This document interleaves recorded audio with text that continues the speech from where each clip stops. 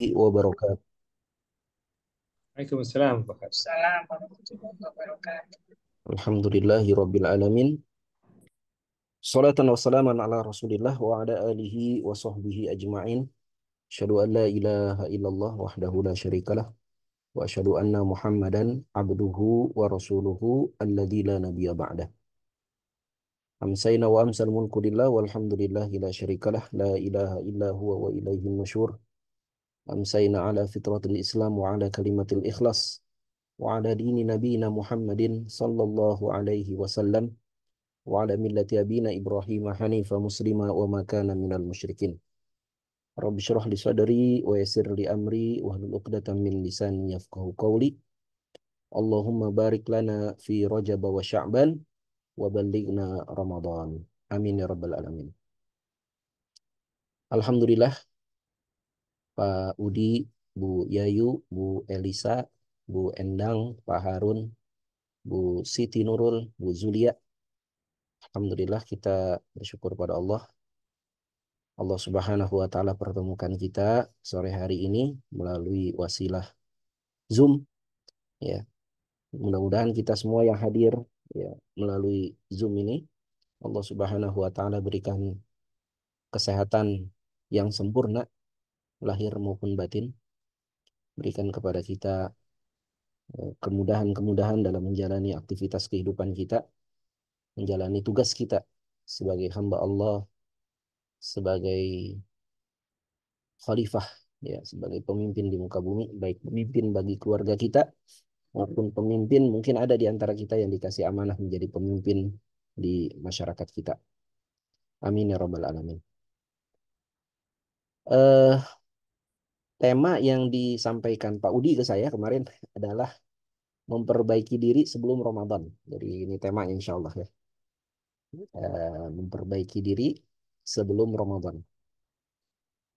Saya terkenang dengan satu ungkapan dari salah seorang tabi'in, salah seorang ulama generasi kedua, ya, jadi muridnya para sahabat yang bernama Amru bin Qais rahimahullah taala.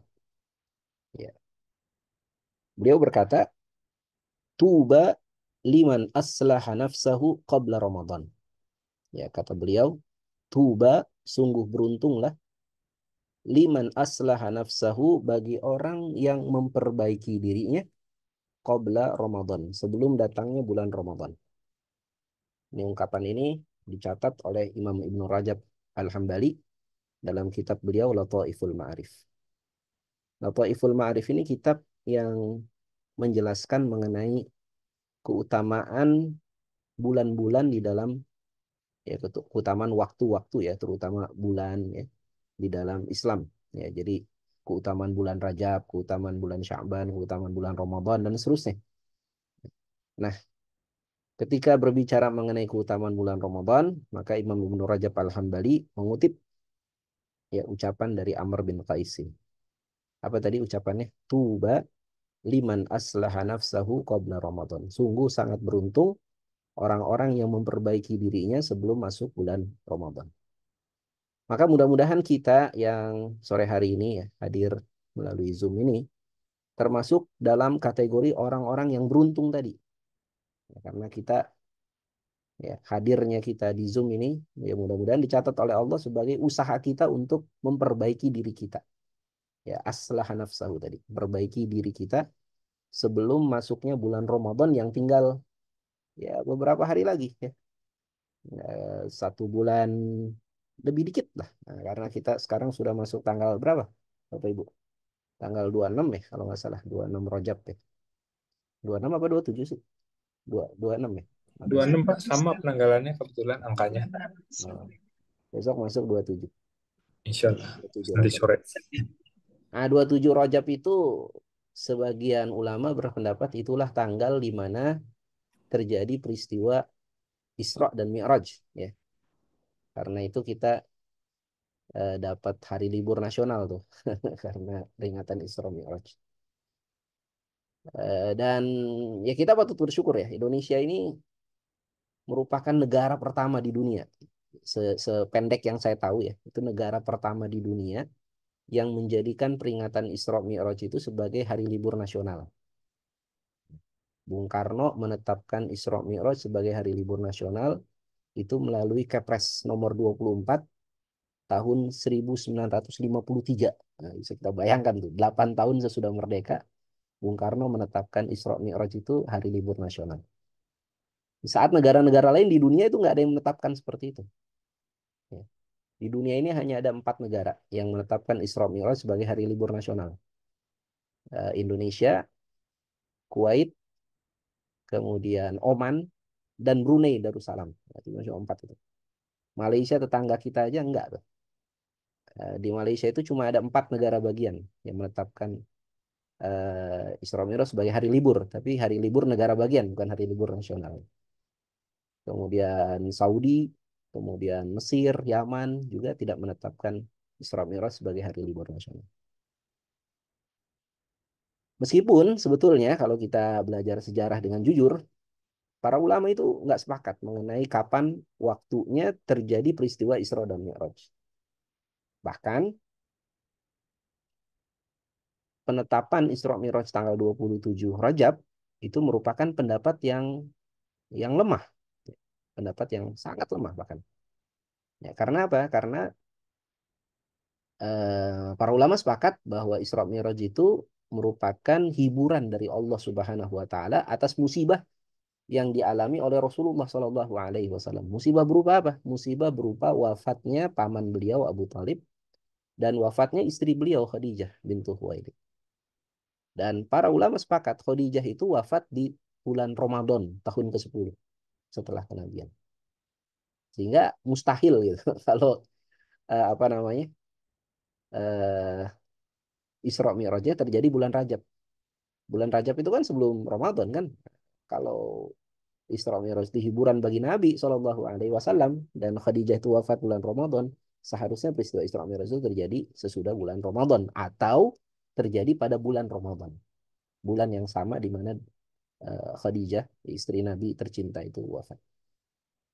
Ala kulihal demikian ya, jadi memang eh, Rajab itu tidak disepakati oleh para ulama sebagai bulan di mana terjadinya peristiwa Isra dan Mi'raj.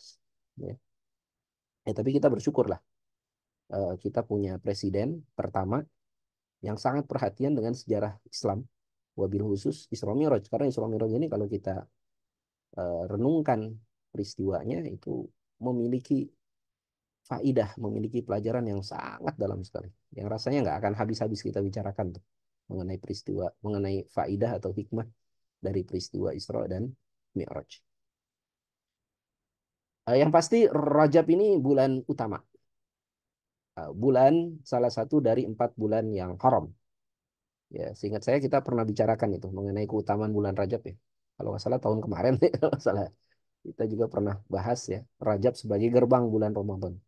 Bahwa Rajab itu merupakan gerbang menuju bulan Ramadan dan Rajab ini merupakan bulan yang utama bagi kita untuk kita bertaubat.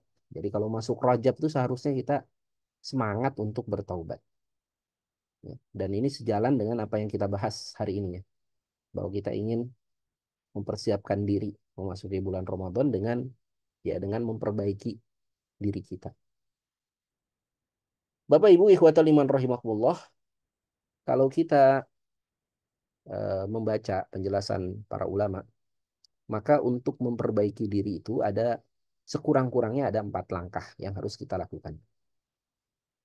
Seseorang baru bisa memperbaiki dirinya kalau menempuh ya langkah-langkah berikut ini.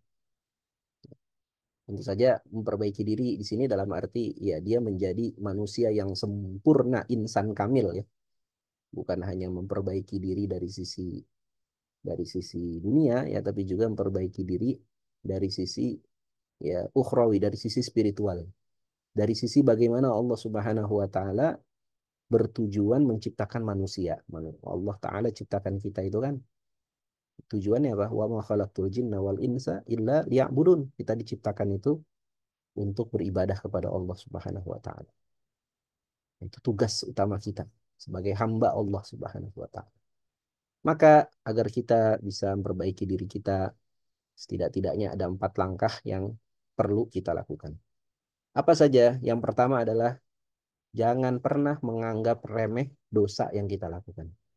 Jangan pernah menganggap remeh kesalahan yang kita lakukan, kekeliruan yang kita lakukan. Nanti kita bahas ini secara rinci ya. Kemudian yang kedua, kalau kita melakukan dosa, maka segeralah bertaubat. Jangan menunda-nunda taubat. Kemudian yang ketiga, ya, jangan pernah berputus asa dengan rahmat Allah. Ya, sebesar apapun dosa, kesalahan yang pernah kita lakukan, jangan berputus asa. Ya, teruslah berharap akan rahmat, kasih sayang, ampunan dari Allah Subhanahu wa taala. Kemudian yang keempat, ya, jika kita ingin perbaiki diri, maka langkah berikutnya adalah berkomitmenlah kita untuk mengganti keburukan yang pernah kita lakukan dengan kebaikan. Jadi ini 4 langkah ya. Insya Allah simple ini. Mudah-mudahan bisa kita hafalkan gitu ya. Yang pertama, jangan anggap remeh dosa. Yang kedua, kalau kita buat dosa, taubatlah dengan segera. Kalau dosa kita banyak, jangan putus asa dengan rahmat Allah. Kemudian yang keempat, segeralah mengganti keburukan yang pernah kita lakukan dengan amal kebajikan. Kita coba telusuri ya 4 langkah tersebut.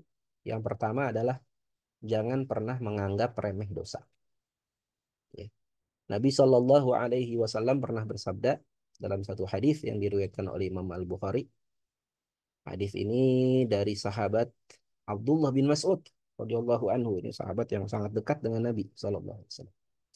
Beliau berkata bahwa Nabi Shallallahu Alaihi Wasallam pernah bersabda, Innal mu'mina, sesungguhnya orang beriman itu yara dzunubahu ka'annahu qa'idun tahta jabalin.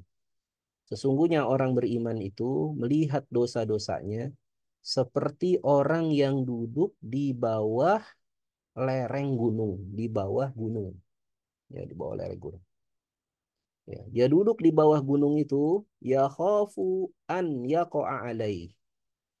Ya, dia duduk sambil membawa kekhawatiran.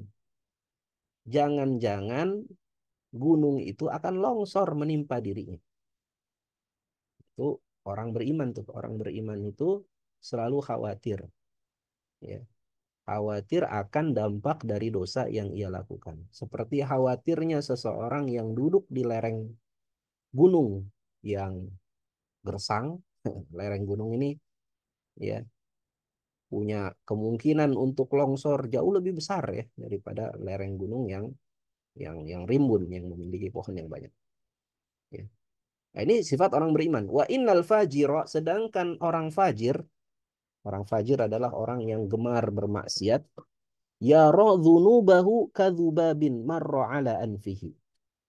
Dia melihat dosanya seperti melihatnya lalat, seperti ia melihat lalat yang hinggap di batang hidungnya. Faqala bihi hakadha. Maka lalu Nabi berkata ya, maka apa namanya, Abdullah bin Mas'ud itu berkata hakadha ya. Nabi memberikan isyarat dengan apa namanya, dengan tangannya ke depan hidungnya. Jadi kalau orang beriman melihat dosa itu dengan perasaan khawatir. Khawatir dosa itu akan mempengaruhi kehidupannya, membawa keburukan bagi dirinya. Sedangkan orang-orang yang fajir, orang-orang yang gemar melakukan dosa, dia akan melihat dosa itu seperti lalat yang hinggap di hidungnya dan dia menganggap remeh saja. Lalat kalau ada di hidung kita kan nggak berbahaya ya. Ada nggak lalat di hidung membawa bahaya? Kayaknya enggak ya. Ya. Dan orang akan menganggap remeh lalat tersebut. Ya. Nah ini bedanya antara orang beriman dengan orang fajir. Maka kita perlu muhasabah, perlu introspeksi. Kita ini berada dalam kategori yang mana?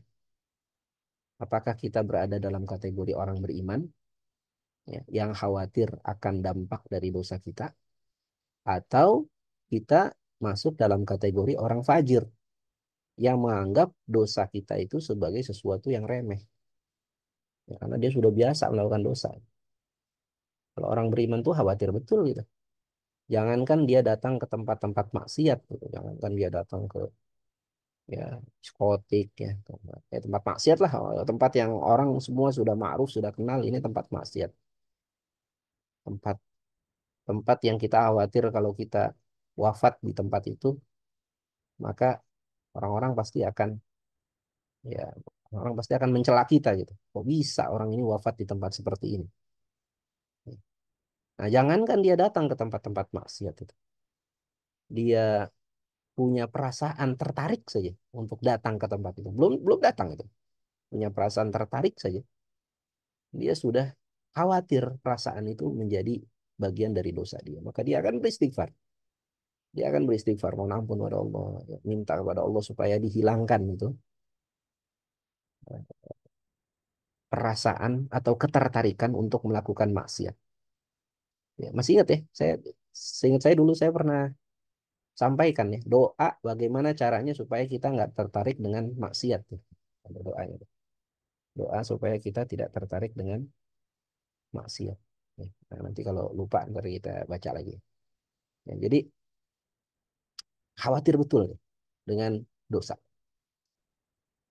Kemudian dalam hadis yang lain Anas bin Malik radhiyallahu anhu ya pernah berkata, beliau bersaksi atas sikapnya para sahabat.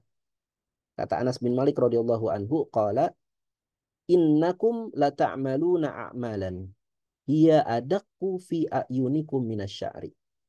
Kata Anas bin Malik ini kepada murid-muridnya, ya murid-muridnya ini dari kalangan tabi'in ya, orang-orang yang tidak pernah hidup bersama dengan Rasulullah Shallallahu Alaihi Wasallam.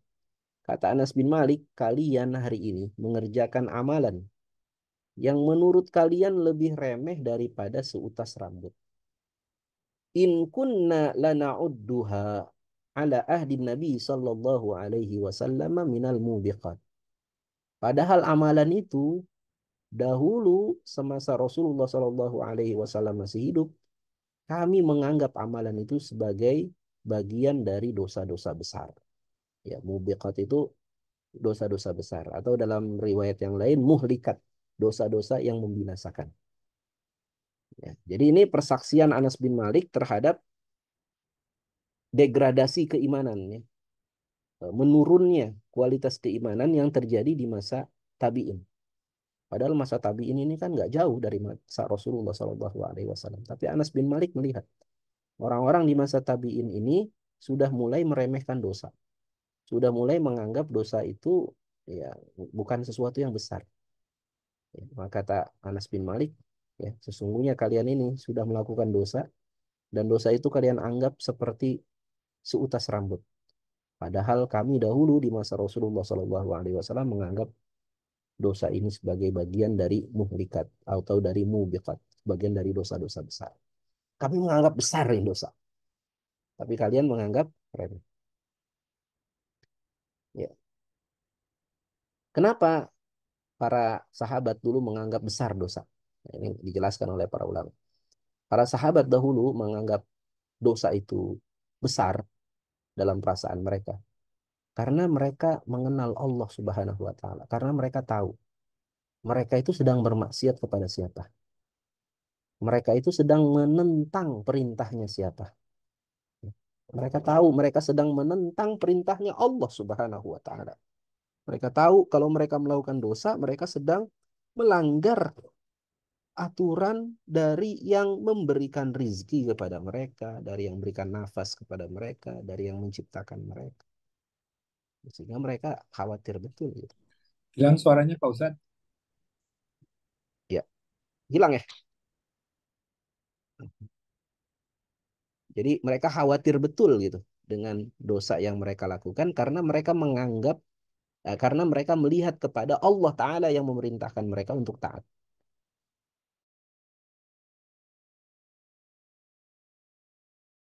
Ya, mohon maaf internet saya putus. Oh, oke Pak Ustadz. Lanjut ya. Lanjut Pak Ustadz. Ya.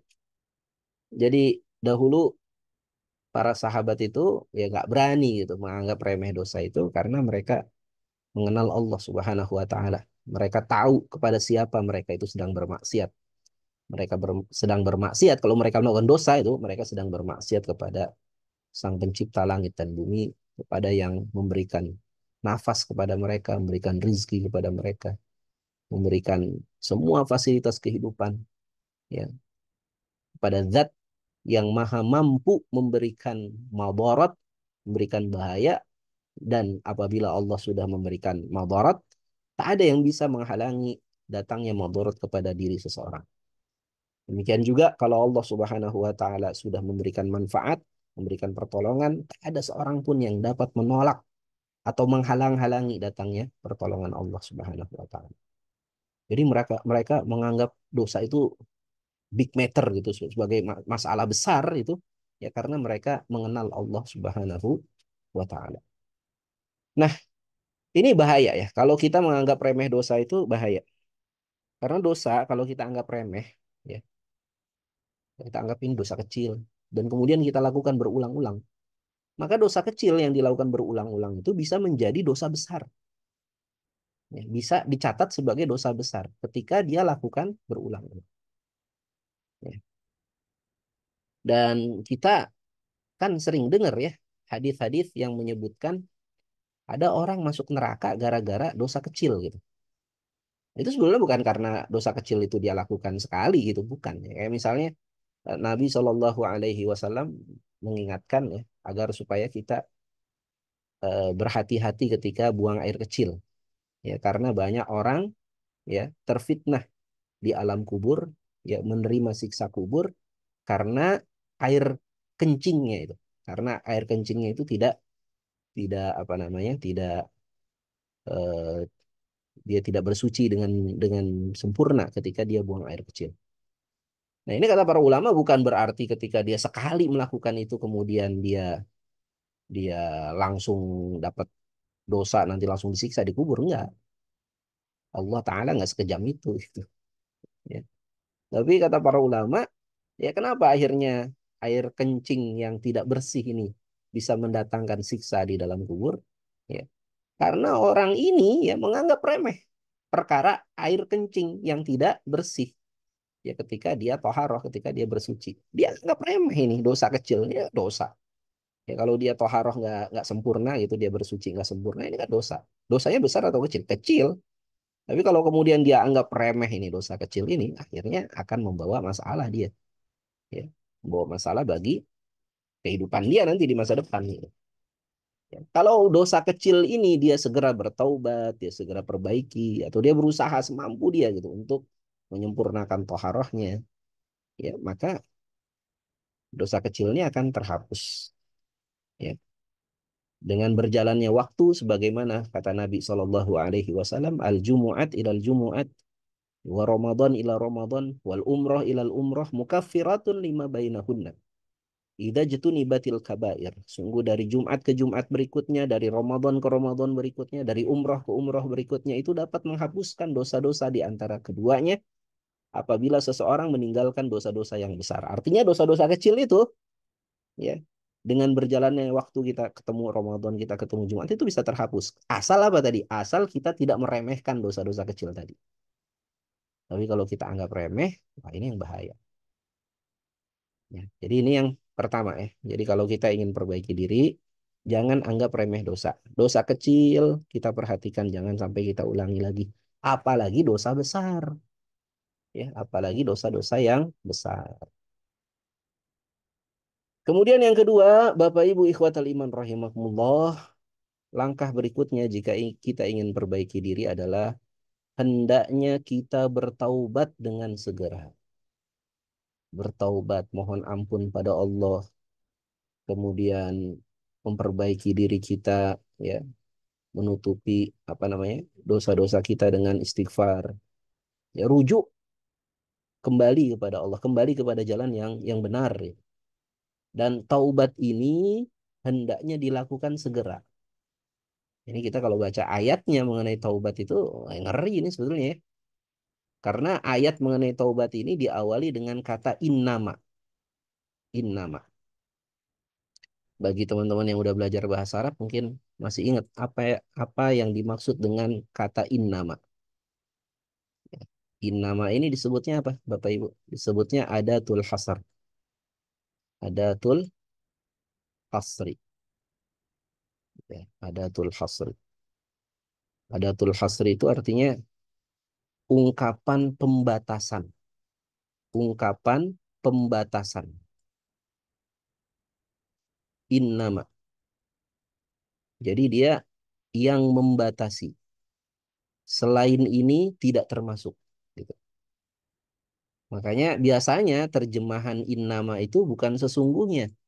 Tapi terjemahan innama itu adalah hanyalah. Dia membatasi itu. Ini adatul hasr ya, innama. Kalau kita terjemahkan dengan hanyalah, dengan arti yang harfiah gitu, kita agak ngeri-ngeri juga nih. Innama taubatu 'ala Allah. Hanyalah taubat yang diterima oleh Allah. Taubatnya siapa? Lilladzina ya'maluna su. Taubatnya orang-orang yang melakukan keburukan, melakukan dosa, bijahalatin, karena kebodohan. Jadi bukan melakukan dosa karena gemar, bukan melakukan dosa karena dipelihara dosanya, bukan. Tapi yang diterima taubatnya adalah orang yang melakukan dosa karena dia bodoh. Karena dia nggak tahu. Thumma yatubuna min qarib. Lalu dia atau mereka itu bertaubat min qarib dalam waktu yang dekat. Jadi dia nggak tunda-tunda taubatnya tuh. Nah, jadi kalau kita lihat ayat ini ya, yang diterima taubatnya hanyalah orang seperti itu. Orang yang nggak seperti itu nggak diterima taubatnya. Ini makna harfiah dari ayat ini begitu. Faulaika yatubullahu alaihim. Maka itulah mereka orang-orang yang Allah terima taubat atas mereka. Wa kanallahu aliman hakima. Dan adalah Allah maha mengetahui lagi maha bijaksana. Ya. Untuk menegaskan ayat 17 ini, Allah berfirman lagi di ayat 18. Walaisatit taubah. Dan bukanlah taubat itu. Jadi taubat itu bukan yang seperti ini nih. Yang seperti apa? Lilladzina ya'maluna sayyi'at.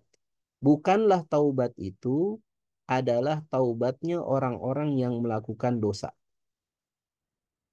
Hatta idza hadara ahadahumul maut. Dia melakukan dosa dan kemudian dia tunda-tunda taubatnya sampai datang kepada mereka kematian.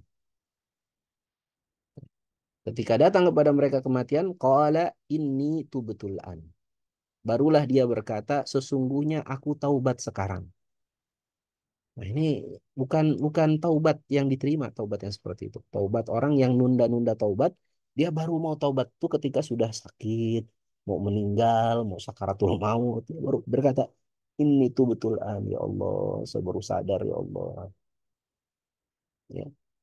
Walalladzina yamutun, dan bukan juga taubat yang diterima adalah taubat orang yang wafat wahum kuffar, dan mereka wafat dalam keadaan ingkar kepada Allah, dalam keadaan kafir. Ulaika a'tadna lahum adzaban alima. Itulah orang-orang yang kami sediakan bagi mereka azab yang pedih. Ya, jadi taubat itu hendaknya dilakukan min qarib tadi.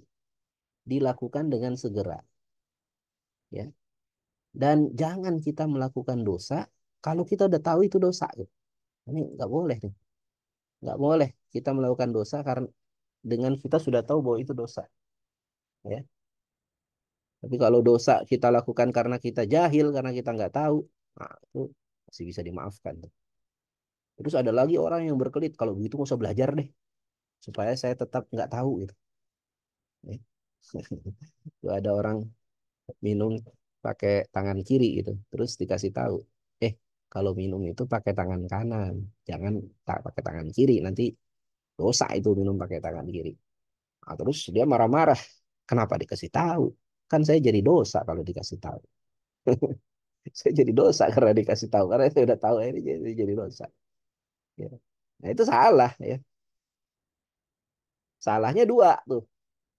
Salahnya apa? Dia sudah melakukan dosa karena jahil.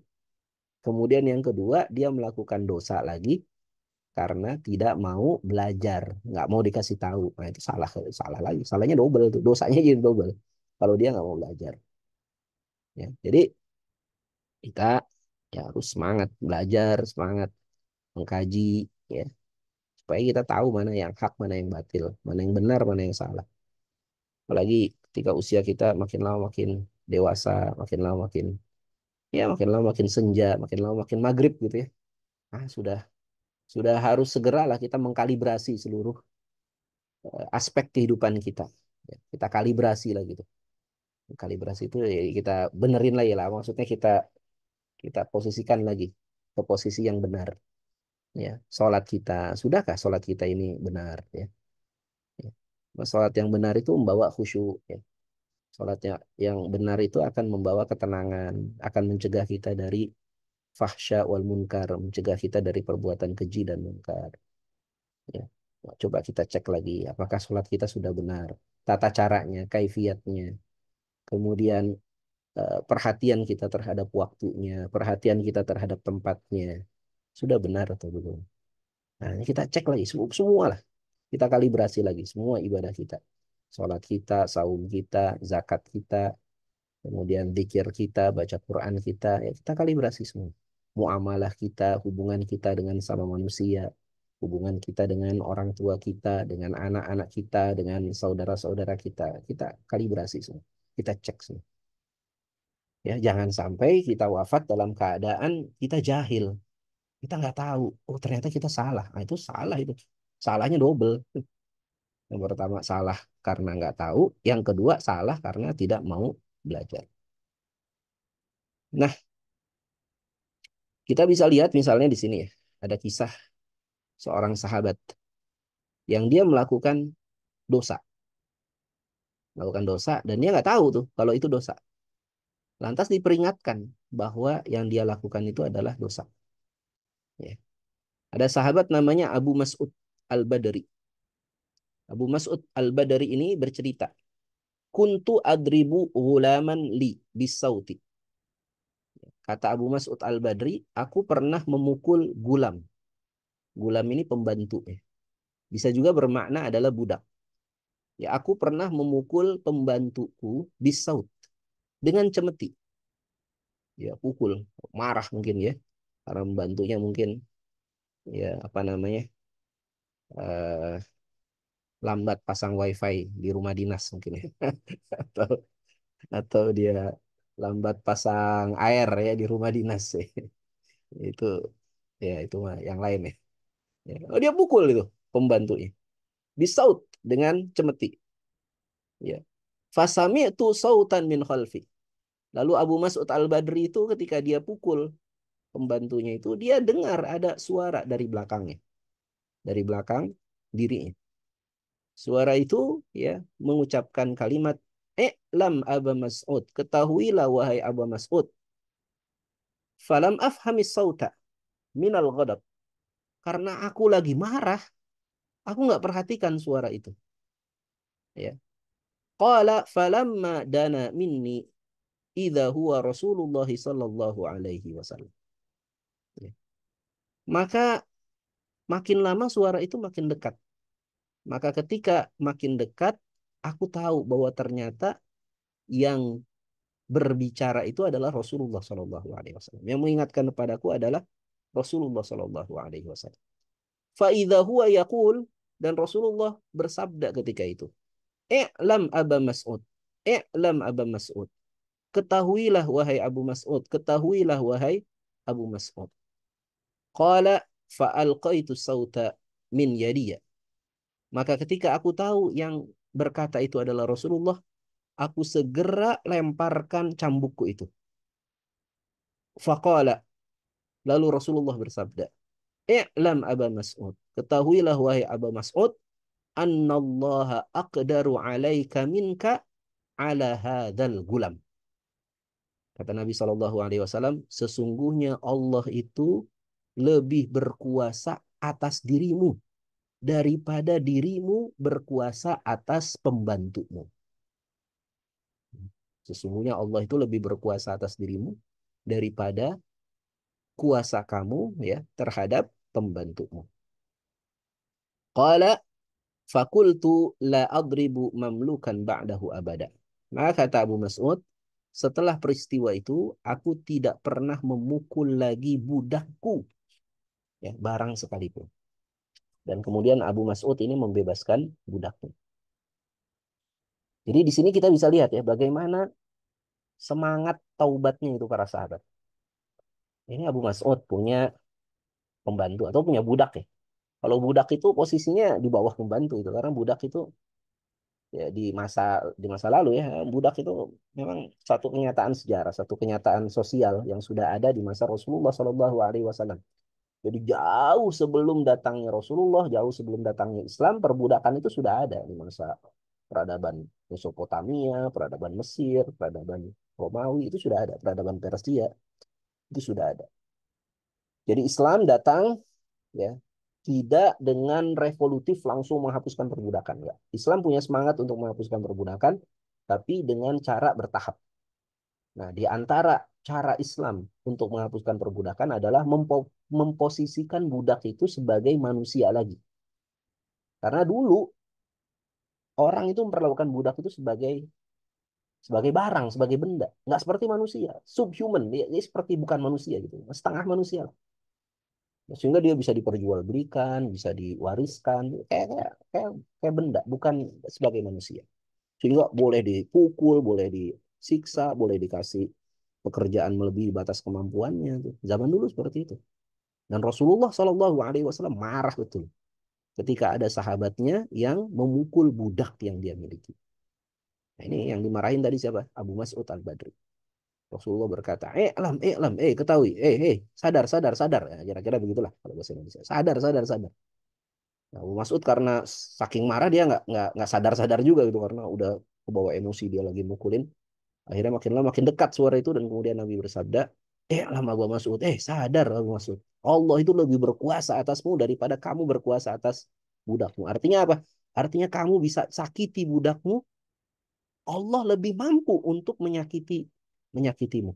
Allah lebih mampu mendatangkan siksa kepadamu. Ya takutlah kamu jika Allah datangkan siksa kepadamu karena kau menyakiti budakmu. Nggak boleh. Memukuli budak itu nggak boleh. Nyakitin budak itu nggak boleh. Nyakitin budak aja nggak boleh, apalagi nyakitin pembantu, pelayan gitu. Yang dia derajatnya di atas budak kan. Ya.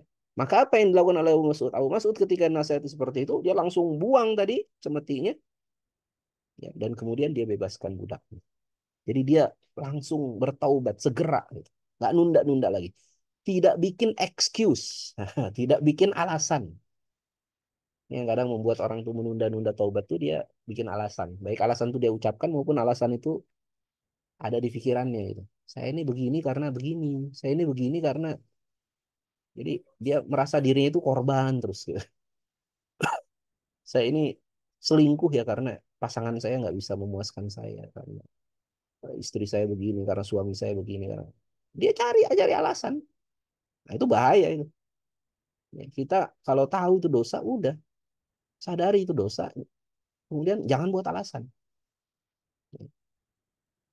Saya masih bisnis saya masih campur baur ini halal haram ya karena memang susah nyari yang halal. Jangankan cari yang halal, yang haram aja susah. Nah, dia bikin bikin bikin bikin alasan. Nah, itu bahaya. Ya, sulit kita bisa memperbaiki diri kalau kita sering buat alasan atas dosa yang kita lakukan. Kalau kita udah tahu itu dosa sudah. Nah, ini Abu Mas'ud Al-Badri nggak bikin alasan, langsung aja dia. Dia berhenti menyiksa budaknya dan kemudian dia bebaskan budak. Maka tadi ya, bersegera dalam bertaubat dengan memenuhi syarat-syarat taubat. Apa itu syarat-syarat taubat? Syarat taubat itu ada 4. Yang pertama, dia putus rantai kemaksiatan. Dia putus itu kemaksiatan yang dia lakukan, langsung putus. Ya, jangan jangan dijadikan kebiasaan. Nah, ini ya, kita khawatir. Ada orang melakukan maksiat, karena maksiat itu terus-menerus dia lakukan, akhirnya maksiat itu menjadi habit, menjadi kebiasaan diri. Menetap pada dirinya. Ya, kalau teorinya kan katanya 40 hari kita melakukan sesuatu secara rutin itu jadi habit tuh, jadi kebiasaan. Ya. Kayak kita bulan Ramadan ya, kita biasa bangun sebelum subuh. Nah, itu lepas Ramadan tuh bisa jadi habit tuh kalau 40 hari kita lakukan itu. Ya, tapi kalau kemudian kita putus sebelum 40 hari, nggak jadi habit. Nggak jadi kebiasaan lagi. Akhirnya kesiangan lagi subuhnya. Kemudian orang kalau sudah punya habit, habit itu menetap pada dirinya bertahun-tahun, maka bisa menjadi bagian dari kepribadiannya. Nah, kita khawatir jangan sampai yang jadi habit kita atau jadi kepribadian kita adalah kemaksiatan.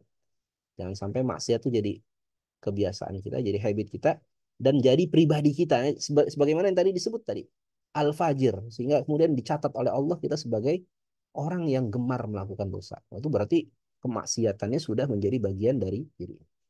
Maka sebelum itu terjadi, ya putus, udah putus. Berhenti, berhenti. Jangan dilanjutin, udah berhenti. Kemudian yang kedua, menyesal. Nyesal. Jangan bikin alasan, udah nyesel. Tahu ini dosa, udah. Ya, mungkin belum bisa lepas, ya udah nyesel dulu.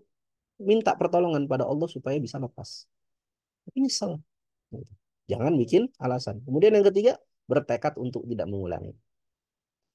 Kalau dosanya ada kaitan dengan hak manusia, kita pernah sakiti manusia, kita pernah ngomongin dia, kita pernah fitnah dia, atau kita pernah ambil hartanya dengan cara yang bolim. Maka syarat yang keempat adalah hendaknya kita kembalikan hak itu kepada pemiliknya. Kita pernah ngutang, belum bayar-bayar gitu. Mungkin ngutang zaman SMA gitu sama penjaga kantin gitu. Kalau kita mau tobat, ya kita cari tuh keluarga penjaga kantin itu kemudian kita kembalikan hak kita atau minta diikhlaskan. Ya, pernah ya itu. Jadi ini syarat taubat ya. Ini ada empat. Kemudian yang keempat, kalau kita ingin perbaiki diri kita, maka jangan pernah putus asa dengan rahmat Allah. Jangan pernah putus asa dengan kasih sayang Allah. Ya, ketahuilah bahwa Allah Ta'ala memiliki nama yang paling agung sesudah nama Allah, yaitu Ar-Rahman. Maka dalam Al-Quran disebutkan, Qulidu'ullaha awidu'ur Rahman. Katakanlah, hendaknya kalian berseru memanggil Allah atau kalian berseru memanggil Ar-Rahman. Ar-Rahman itu nama Allah juga. Apa ya maknanya Ar-Rahman? Ar-Rahman itu artinya yang maha penyayang, yang maha memberikan rahmat. Ya, jadi sebesar apapun dosa yang pernah kita lakukan, jangan pernah kita putus asa dengan rahmat Allah. Segeralah bertaubat, segeralah kembali. Ya. Allah Ta'ala mengingatkan pada kita, Kul ya ibadiyalladzina asrafu, katakanlah wahai hamba-hambaku yang melampaui batas, ala anfusihim, yang pernah menzolimi diri mereka sendiri. La taqnatu min rahmatillah. Jangan pernah kalian putus asa dari rahmat Allah.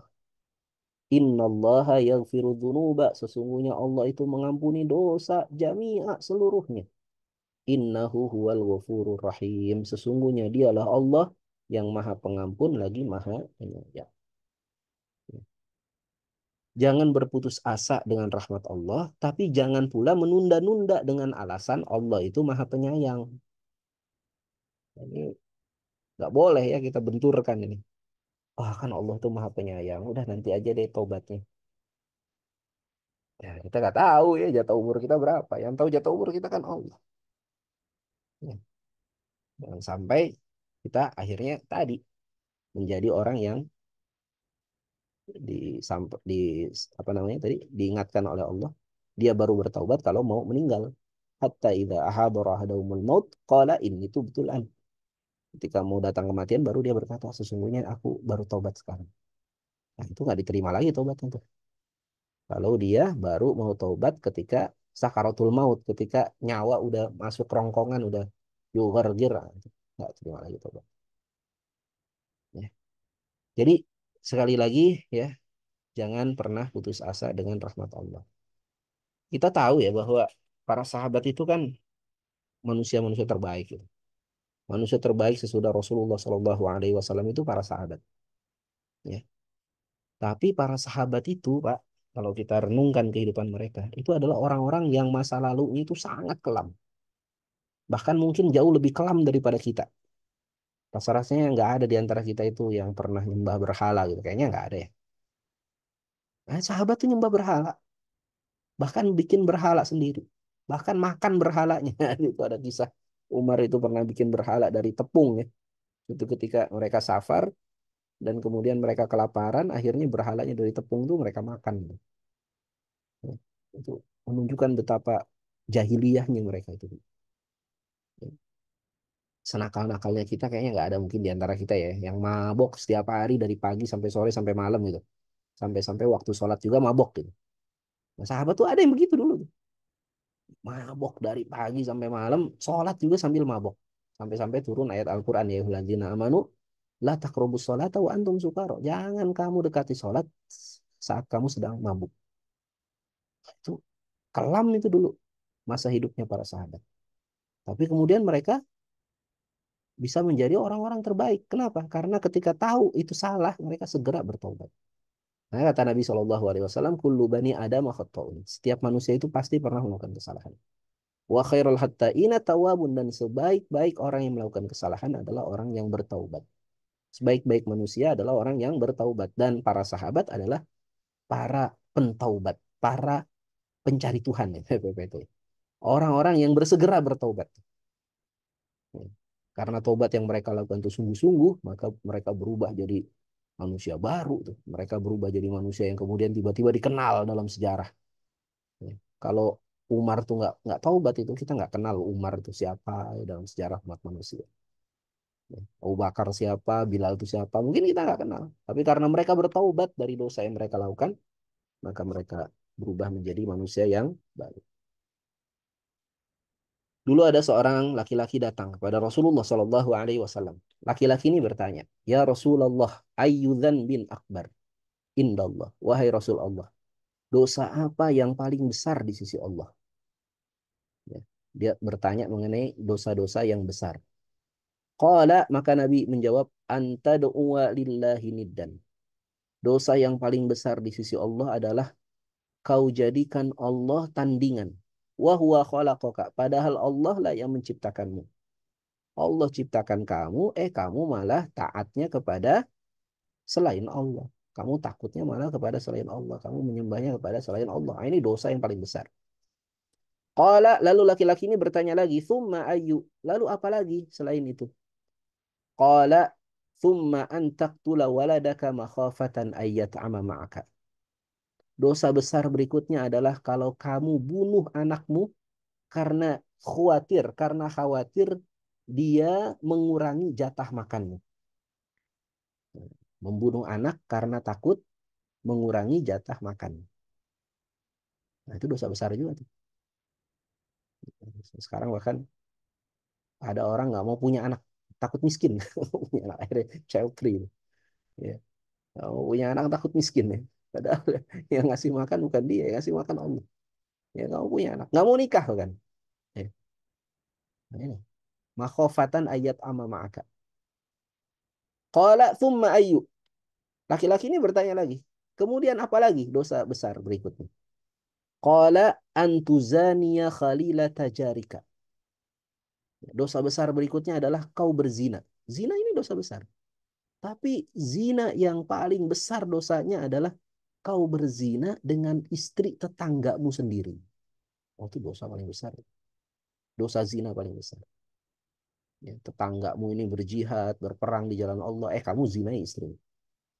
Tetangga kamu ini bekerja mencari nafkah, banting tulang peras keringat untuk nafkahi keluarganya. Kamu malah berzina dengan tetanggamu. Harusnya kamu jaga tetanggamu. Malah kamu khianati kepercayaan tetanggamu. Ini dosa besar. Ya. Kalau kita perhatikan ini kan dosa-dosa yang luar biasa ya, besar. Menyekutukan Allah, kemudian tadi bunuh anak karena takut miskin, kemudian berzina dengan tetangga sendiri. Ya. Ini dosa-dosa yang sangat besar. Fa'anzalallahu tasdiqaha. Maka Allah Ta'ala ya menurunkan ayat Al-Quran yang membenarkan ucapan Nabi Shallallahu Alaihi Wasallam tadi. Allah Ta'ala berfirman dalam surat Al-Furqan ayat 68 sampai dengan ayat 69.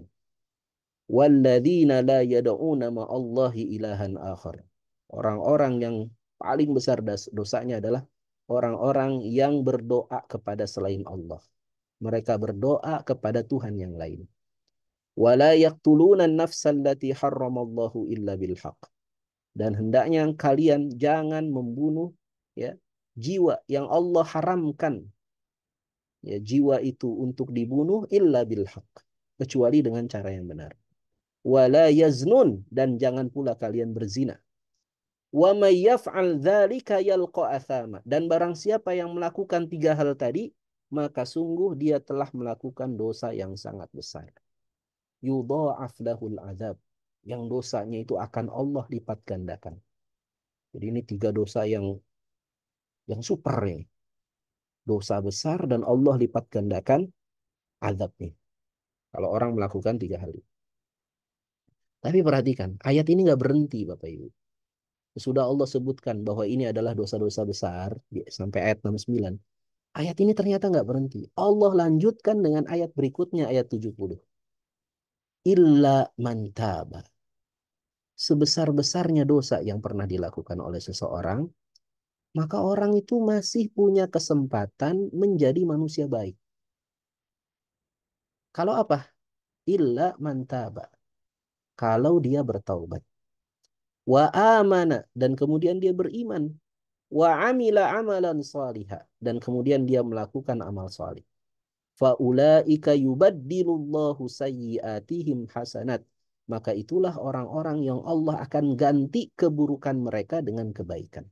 Wa kanallahu ghafurur rahim, dan adalah Allah Maha Pengampun lagi Maha Penyayang.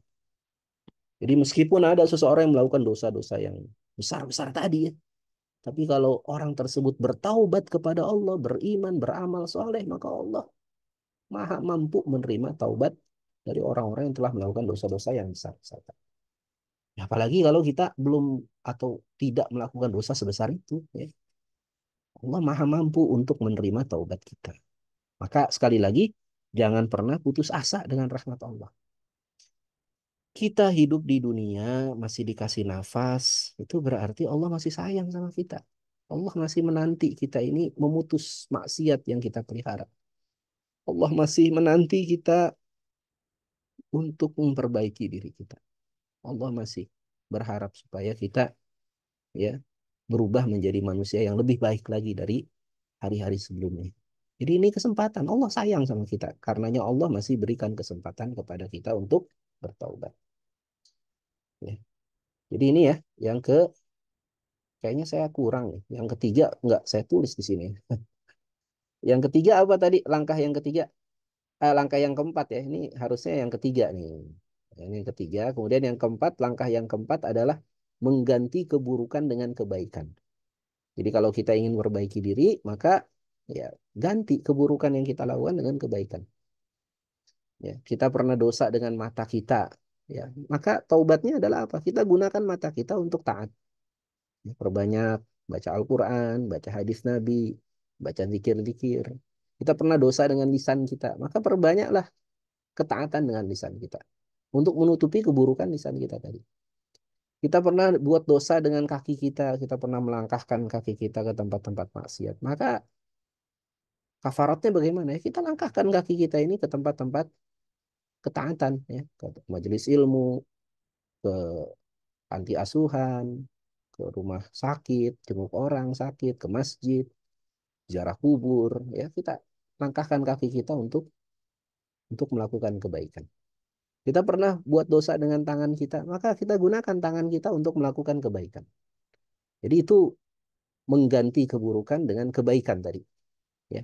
Kalau kita pernah buat dosa juga dengan harta kita, ya mungkin ada harta kita yang keluar untuk hal-hal yang nggak bermanfaat. Ada di antara harta kita yang keluar untuk maksiat, maka taubatnya adalah kita ganti. Ya, kita perbanyak gunakan harta kita untuk ketaatan.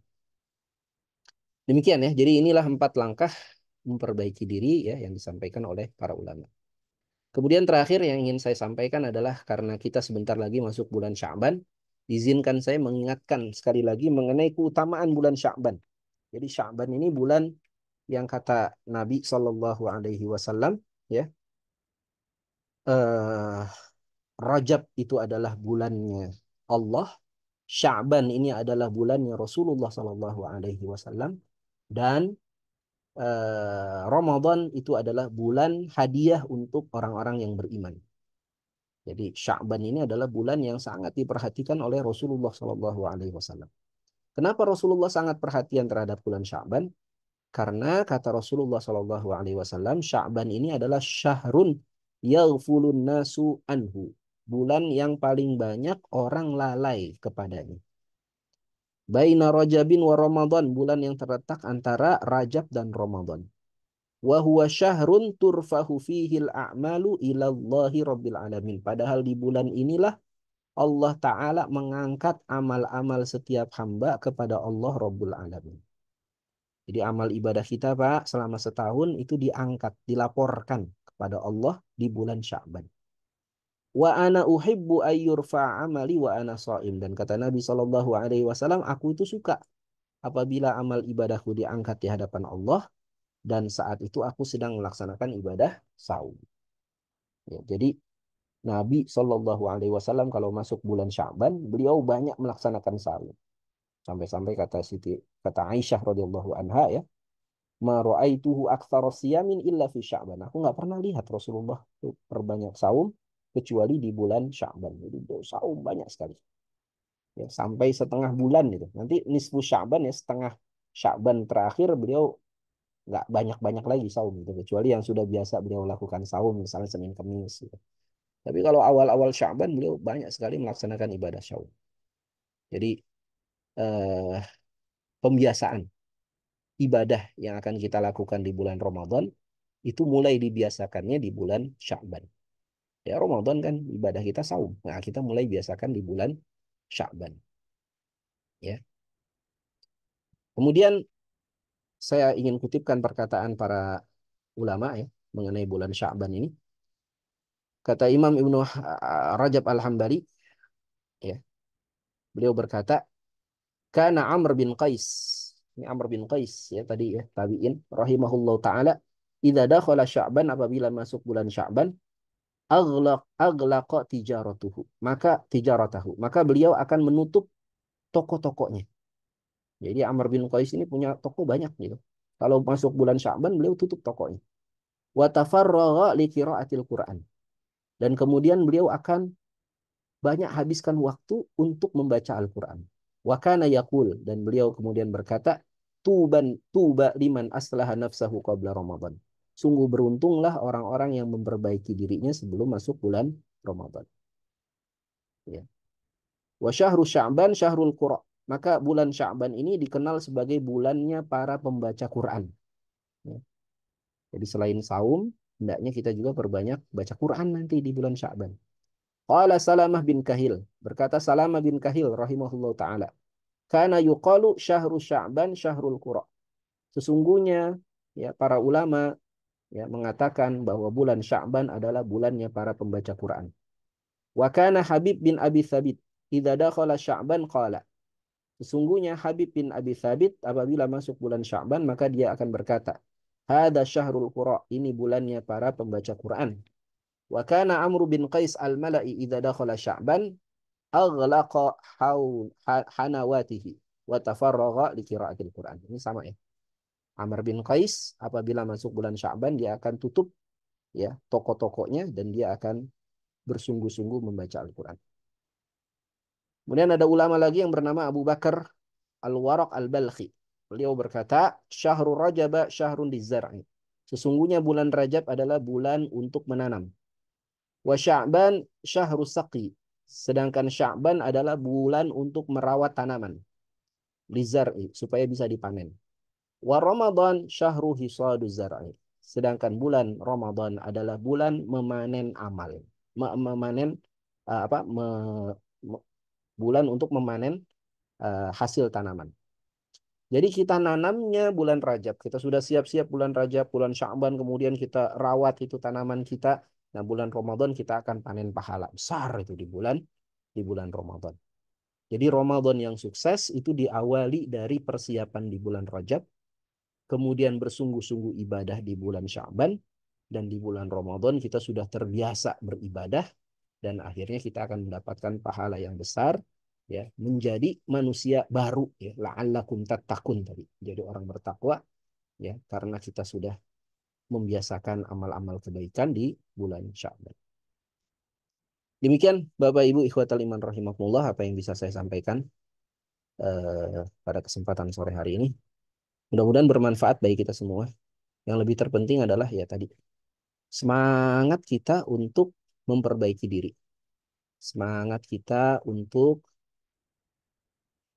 tidak menganggap remeh dosa kesalahan, ya. Kemudian kita segera bertaubat.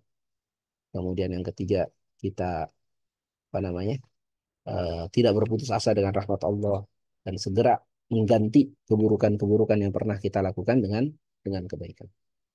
Mudah-mudahan semangat memperbaiki diri ini bisa kita tularkan. Jadi aslaha nafsahu bukan hanya memperbaiki diri kita, tapi juga bisa kita tularkan kepada pasangan kita, pada istri kita, pada suami kita, ya kita ajak sama-sama, kita masuk surga sama-sama, ya kita bentuk rumah tangga kita, rumah tangga surgawi, rumah tangga para penghuni surga kelak, ya.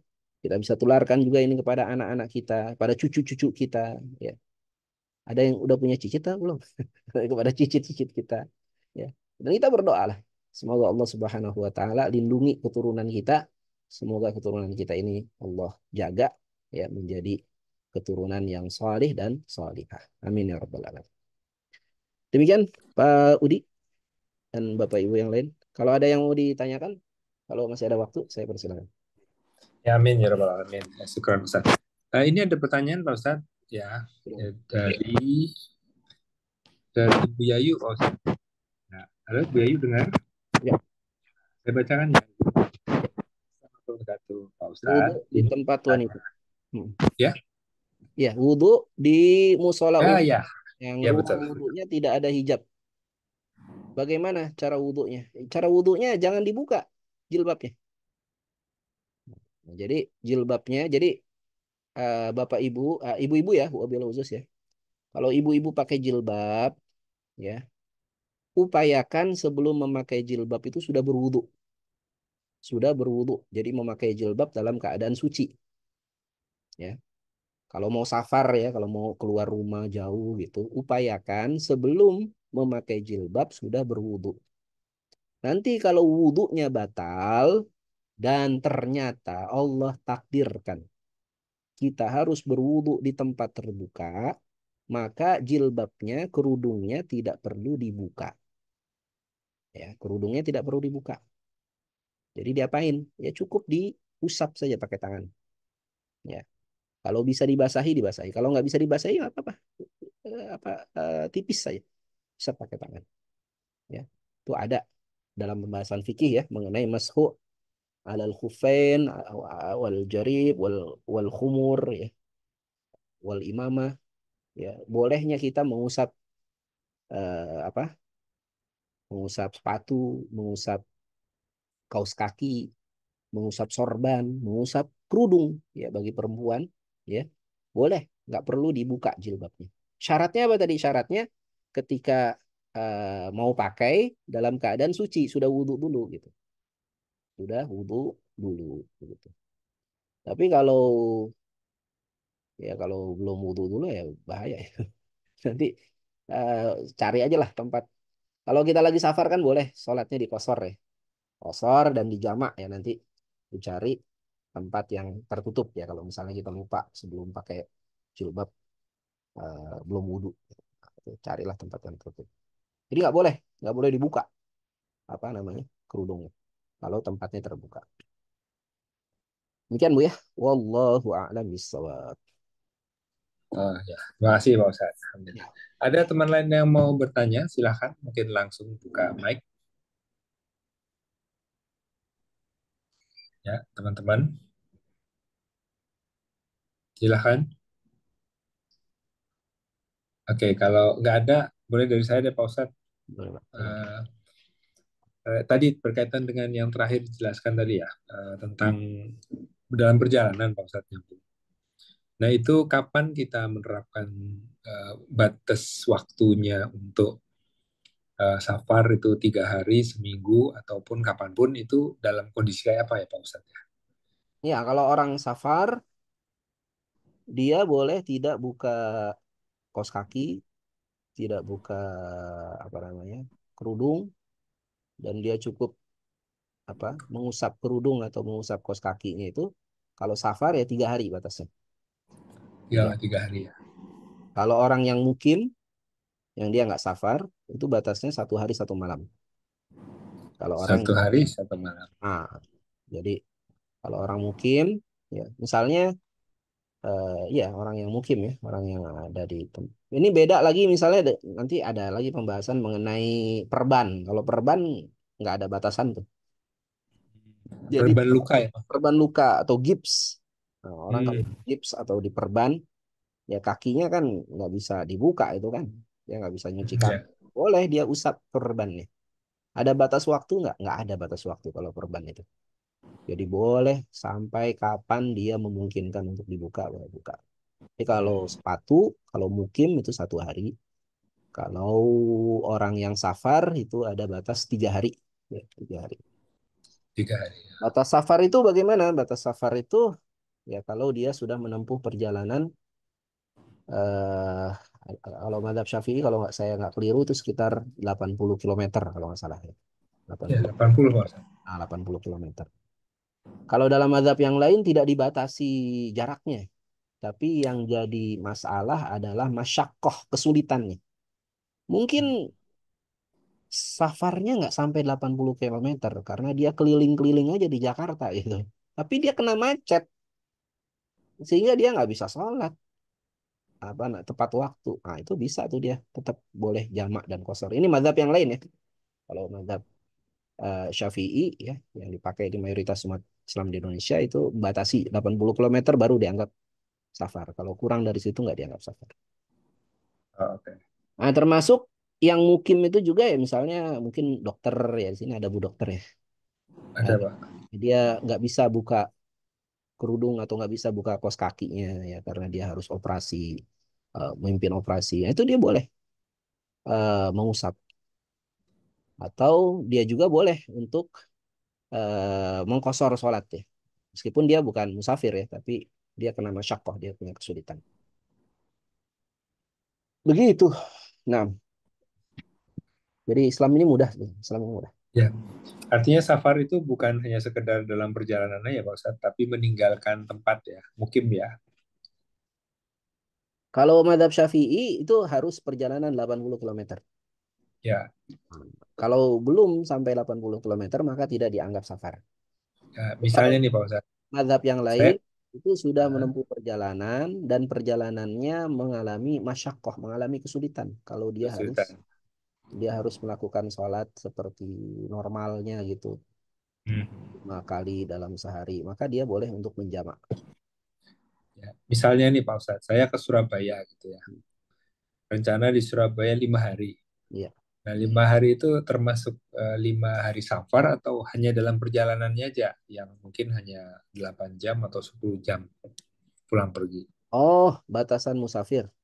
Kalau Ya, batasan bahasa musafir musafir. itu selama Pak Udi berniat musafir, selama itulah Pak Udi jadi musafir. Ah, itu ya. Ya. Iya. Jadi Pak Udi niatnya kan ke Surabaya itu safar, bukan Ya, pindah rumah. Kalau bukan. pindah rumah, maka ya langsung tuh di Surabaya langsung jadi orang mukim tuh. Ya. Tapi kalau Hmm. niatnya safar, ya itu selama niatnya safar masih dianggap musafir. Jadi boleh jamak sholat, boleh Termasuk. kosor, boleh Ya. mengusap kaos kaki selama 3 hari ya. Untuk lebih dari 3 hari harus dibuka kaos kakinya, ntar pakai lagi tuh. Hmm. Ntar selama 3 hari nggak boleh juga nggak dibuka. Gitu. Jadi Rasanya senang mendapat kemudahan Pak selama Ustadz. niatnya musafir. Ya, tapi Oh ada ya. juga kalau mazhab Syafi'i itu berpendapat 40 hari. 40 hari Oh, masih dianggap musafir. Kalau lebih dari 40 hari maka dia dianggap mukim. Dia dianggap sebagai orang yang menetap di situ. Kalau dalam mazhab Syafi'i. Ya. Di mazhab yang lain, saya lebih cenderung pada pendapat yang pertama tadi. Ya. Bahwa selama dia berniat dia itu musafir, maka dia tetap jadi musafir. Ada orang yang tempat tinggalnya itu pindah-pindah ya. Jadi dia mungkin dia kerja 3 hari di Jogja, 3 hari di Jakarta, ntar 1 hari di Surabaya misalnya. Ya, dia harus tetapkan saya ini mukimnya di mana. Kalau dia mukimnya di Jogja ya sudah dia mukim di Jogja. Selama dia di Jakarta ya dia jadi musafir. Selama dia di Surabaya dia jadi musafir. Gitu. Meskipun dia di Jogjanya mungkin nggak lama. Misal di Jogja dia cuma satu satu hari misalnya. Tapi karena dia berniat mukimnya itu di Jogja, maka meskipun cuma satu hari di Jogja, lebih lama di Jakarta, misalnya di Jakartanya 5 hari misalnya, maka tetap di Jakarta itu dia dianggap sebagai musafir. Musafir. Demikian. Ya baik, makasih Pak Ustadz. Ya. Jelas ya. Tanya lagi Pak Ustadz. Jadi selama 5 hari menjadi musafir itu jamak gitu. Boleh jamak dan boleh ya, bukan wajib Bu. Boleh. Oh ya, boleh jamak. Boleh jamak dan qasar. Kalau dia mau sholat berjamaah di masjid, ya itu lebih bagus lagi. Ya. Sholat 5 waktu di masjid ya, selama dia di Jakarta. Meskipun dia musafir, ya, itu bagus lagi. Boleh, jadi bukan wajib. Boleh. Diberi keringanan, diberi rukhsah. Ya. Demikian ya. Nah, Mau tanya boleh Ustaz? silakan Bu. Iya, karena terkait dengan apa syafar sekalian. Saya kadang-kadang kan bepergian lintas negara. Nah, kalau apa naik pesawat yang lebih dari 10 jam misalnya, terus kemudian apa waktu sholatnya itu apa agak kacau itu gimana ya? Jadi contoh kasusnya gini, kebetulan anak saya kan ada di Inggris. Kalau kami pulang nengok dari Inggris balik ke Indonesia, seringkali kan ada waktu yang di sana itu sudah karena ada perbedaan 6 jam, apa mereka kan misalnya sudah apa siang ke apa masih siang berangkat terus dalam perjalanan itu nanti kan melewati barier yang tiba-tiba sudah masuk maghrib atau kemudian isya karena ada perbedaan waktu terus kemudian sholatnya itu gimana ya Ustaz? Atau sebaliknya apa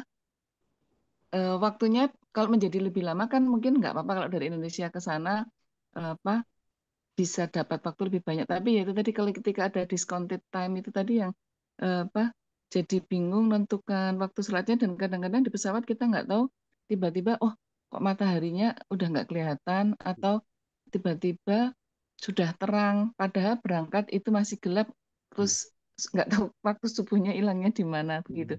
Em, mengatasi hal semacam itu bagaimana Ustadz? Terima kasih. Nah, jadi tetap ya, Ibu-ibu, Bapak-bapak ya. Kita itu sholat tetap 5 waktu.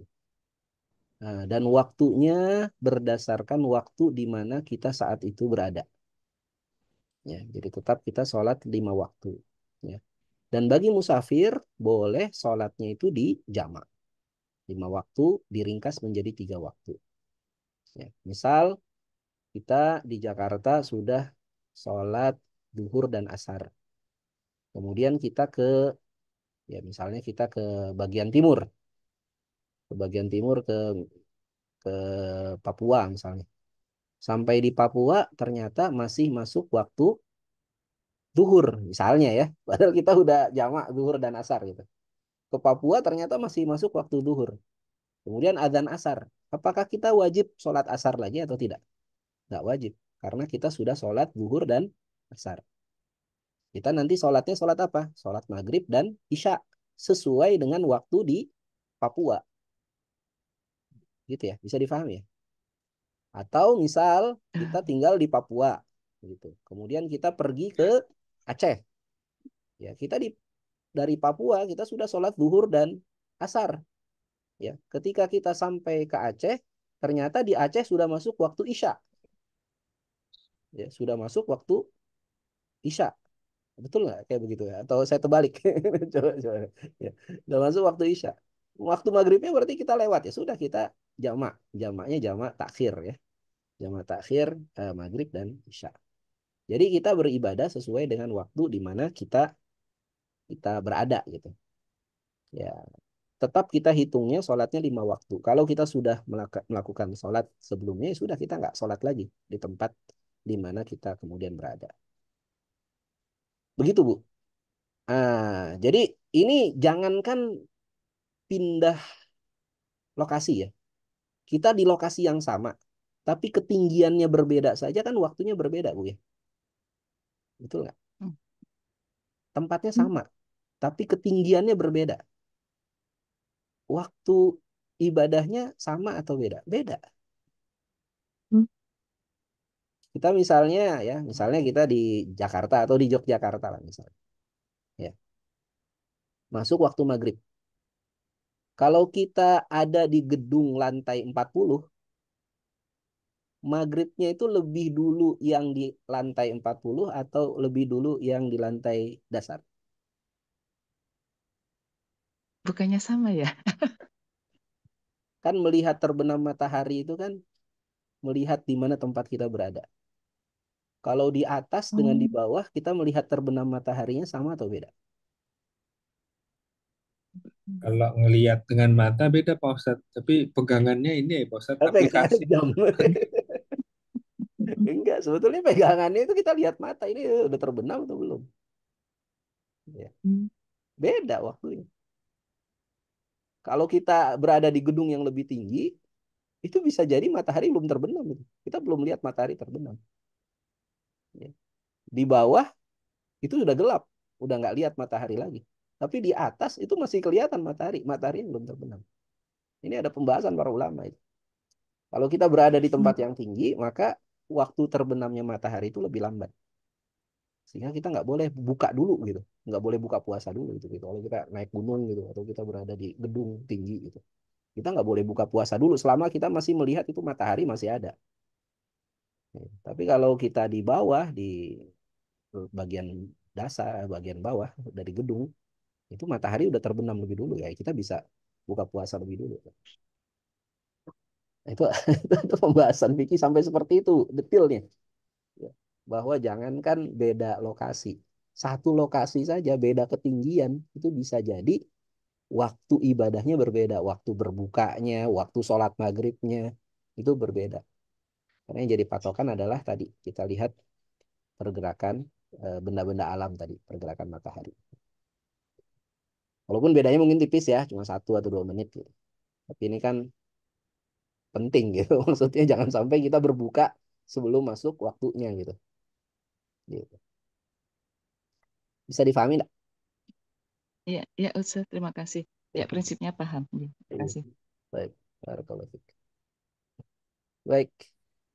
Mudah-mudahan Allah Subhanahu wa taala jadikan kita semua orang-orang yang bersemangat beribadah, semangat Amin. melaksanakan sholat. Ya, ini sholat ini penting sekali. Dan kita sedih ya kalau baca hasil-hasil survei itu kan katanya di Indonesia ini orang yang sholat 5 waktu itu cuma 27%. Lebih banyak Hmm. orang Islam yang ngaku Islam di Indonesia yang nggak sholat 5 waktu. Ya, jadi nggak sampai 30%. Ya, mudah-mudahan kita terus bisa memperbaiki diri kita, keluarga kita. Semoga kita semua bisa menjadi orang-orang yang bersegera melakukan kebaikan. Baik, Amin ya Pak. itu dulu ya pertemuan kita sore hari ini. Mudah-mudahan bermanfaat. Kita cukupkan ya. Kita Ya sampai. doa Pak Ustadz, izin untuk teman-teman yang belum yang berhalangan hadir ada keperluan, kami amin. A'udzu billahi minasyaitonir rajim. Bismillahirrahmanirrahim. Alhamdulillahirabbil alamin. Hamdan na'imin hamdan syakirin. Hamdan yuwafi ni'mahu wa yukafi'u mazidah. Ya Rabbana lakal hamdu kama yanbaghi li jalali wajhikal karim wa 'azimi sultanik. Allahumma ya muqallibal qulub, tsabbit qulubana ala dinik. Allahumma ya musarrifal qulub, sarif qulubana ala ta'atik. Ya Allah yang maha pembolak-balik hati, tetapkan hati kami, ya Allah. Hati keluarga kami, hati pasangan-pasangan kami. Tetapkan hati kami senantiasa taat padamu, ya Allah. Allah. Allahumma ya musarrifal qulub, sarif qulubana ala ta'atik. Ya Allah yang maha mengubah hati, condongkan hati kami untuk senantiasa taat padamu, ya Allah. Rabbana la tuzigh qulubana ba'da idh hadaitana wa hab lana min ladunka rahmah innaka antal wahhab. Ya Allah ya Tuhan, Nah, janganlah kau palingkan hati kami setelah kau beri hidayah kepada kami. amin. Kau palingkan hati kami setelah kau beri hidayah kepada kami. Rabbana la tuzigh Amin. qulubana ba'da idh hadaitana wa hab lana min ladunka rahmah innaka antal wahhab. Berikanlah kepada kami kasih sayangmu ya Allah. Sesungguhnya Amin. Kaulah maha pemberi karunia ya Allah. Hmm. Rabbana arinal haqqa haqqa warzuqna tiba'ah wa arinal batila batila warzuqna ijtinabah. Ya Allah, ya Tuhan kami, tunjukkan kepada kami yang benar itu benar adanya ya Allah. Berikan kemampuan pada kami untuk mengikuti kebenaran. Wa arinal batila batila warzuqna ijtinabah. Ya Allah, tunjukkan kepada kami yang batil, yang salah itu salah adanya ya Allah.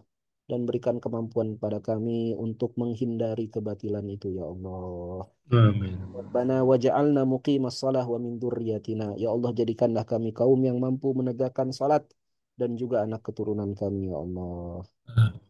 Allahumma la tada' lana dhanban illa ghafartah. Ya Allah, dalam majelis ini ya Allah, apabila ada di antara kami yang berdosa, maka jangan kau biarkan dosa itu ada pada diri kami ya Allah, sebelum kau ampuni dosa-dosa kami ya Allah. Amin. Dainan illa farrajtah ya Allah, apabila ada di antara kami yang sedang terlilit hutang ya Allah, jangan kau biarkan hutang ada pada diri kami ya Allah, sebelum kau bantu kami untuk terbebas dari hutang itu ya Allah.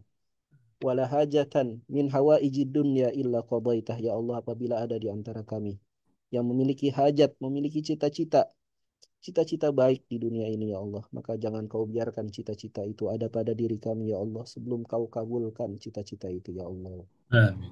Perbaikilah seluruh urusan-urusan hidup kami ya Allah.